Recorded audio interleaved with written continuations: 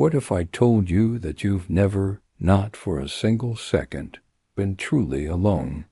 Think about it. In your moments of deepest joy, when you feel like you're on top of the world, and in your moments of profound sorrow, when it feels like the world is on top of you. What if there was a constant, unseen presence right there with you? Not just a memory or a feeling, but a real, living presence. It's a powerful thought, isn't it? We spend so much of our lives feeling isolated.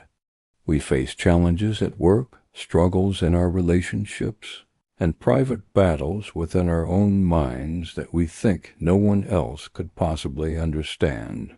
We walk through crowded streets feeling invisible. We lie awake at night, the silence of the room amplifying the noise of our worries.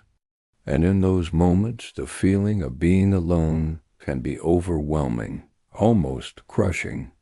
I remember a time in my life when I felt completely adrift. I had just moved to a new city. I didn't know a soul, and my job was far more stressful than I had anticipated. Every day felt like I was just trying to keep my head above water. I'd come home to an empty apartment, and the silence was deafening. I felt like I was screaming for help on the inside, but no one could hear me. I was convinced I was facing it all by myself. I prayed, sure, but my prayers felt like they were just hitting the ceiling and bouncing back. I felt disconnected, forgotten. One evening, after a particularly brutal day, I was just sitting on my floor, head in my hands, feeling the full weight of my loneliness. And I just said out loud, "God, are you even here?" The words hung in the air, unanswered. I felt a wave of despair wash over me.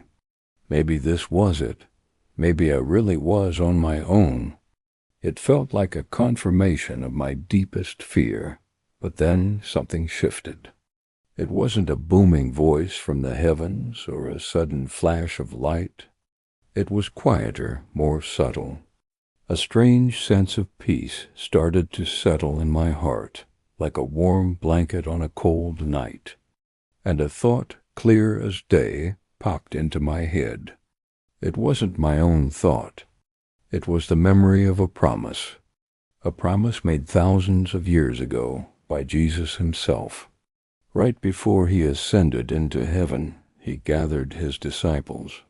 These were men who had left everything to follow him. They had seen miracles, they had heard his teachings, and now they were about to watch him leave. Can you imagine their fear, their uncertainty? They were about to face a hostile world without their leader, their friend, their guide. They must have felt terrified and utterly alone. But Jesus looked at them, and with his final words on earth, he gave them the most incredible promise. He didn't say, "Good luck," or "You'll be fine." He said, "I am with you always, even unto the end of the world." That verse from Matthew 28-20 echoed in my silent apartment that night. I am with you always, not just sometimes, not just when you're good, not just when you remember to pray. always. That's the twist, that the moment you feel most alone is often the moment you're being held the tightest. God's presence isn't conditional. It doesn't depend on our feelings or our circumstances. He's not just with us on the mountain tops. He's walking with us through the darkest valleys. Every step you take, he takes it with you. Every tear you cry, he sees it. Every silent fear you harbor, he knows it. You are never alone.